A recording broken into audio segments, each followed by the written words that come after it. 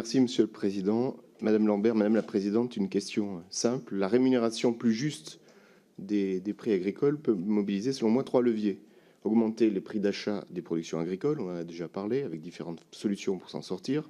Réduire les charges de production et compléter la rémunération de ces productions alimentaires par celle de la contribution aux enjeux environnementaux, tels que la production d'énergie renouvelable, la préservation de la qualité de l'eau ou le stockage de carbone dans les sols. Ma question est simple. Quelle est, à votre avis, quelle est votre vision sur les leviers 2 et 3, que sont donc la réduction des charges et les rémunérations complémentaires? Existe-t-il des marges de manœuvre sur ces deux leviers? Monsieur Bollot, oui, réduire les charges. Nous avons fait des propositions aussi. Le gouvernement précédent a acté une diminution de 10 points des cotisations sociales pour les agriculteurs. C'est ce qui nous remet à égalité avec les autres pays européens. Nous étions à 42% de prélèvement pour les cotisations sociales des exploitants. Nous sommes redescendus à 32% comme les pays du nord de l'Europe, sans toucher aux bénéfices de points retraite capitalisés. Il y a plein de charges à diminuer. Le droit à l'erreur qu'a proposé M. Macron permettra aussi, je l'espère, de simplifier la PAC dans Omnibus, mais pas que. Notre pays foisonne de normes parfois extrêmement complexes. Nous comptons, nous aussi, beaucoup sur la loi simplification pour amener un certain nombre de réductions de délais administratifs et de charges liées à des obligations. Il faut, bien sûr, nous sommes dans un pays où le sanitaire est important, où beaucoup de domaines sont importants, mais il y a eu une sédentarisation, une stratification de réglementation.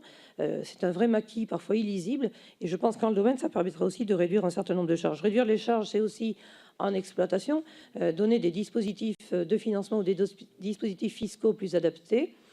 C'est aussi, par exemple, créer une épargne de précaution pour les agriculteurs. Producteurs de porc, cette année, je vais faire une bonne année.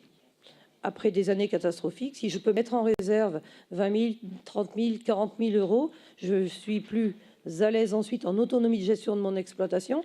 Nous avons besoin d'épargne de précaution proportionnée au chiffre d'affaires des exploitations. Nous faisons des propositions dans le cadre de la loi de finances.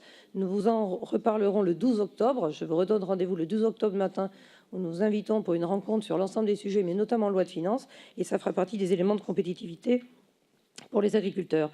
Les contributions complétées par des contributions rémunérer les contributions favorables à l'environnement. À la FNSEA, nous avons inventé le contrat de prestation pour service environnemental.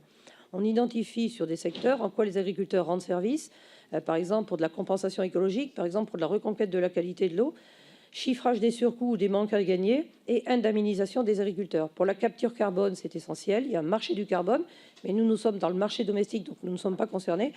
Ça sera autant avec des opérateurs privés qu'avec des opérateurs publics, mais nous sommes très ouverts à ces sujets-là. J'ai vu d'ailleurs que c'était dans le programme du candidat Macron, avec un budget de 200 millions, mais dont je n'ai pas compris l'origine. Si vous avez plus de précisions, on est preneur. Mais sachez que sur ces sujets, comme nous sommes producteurs d'environnement, nous revendiquons d'être indemnisés pour ces productions d'environnement qui sont des biens publics. L'agriculture occupe 56% de l'espace français, 87% avec la forêt. On a une responsabilité environnementale supérieure à tout autre, plus que celui qui a un balcon avec un bac de tomates cerises sur son balcon, mais 56%, ça a un coût. Donc on veut bien le faire pour tout le monde, mais on ne peut pas le supporter sur nos propres épaules.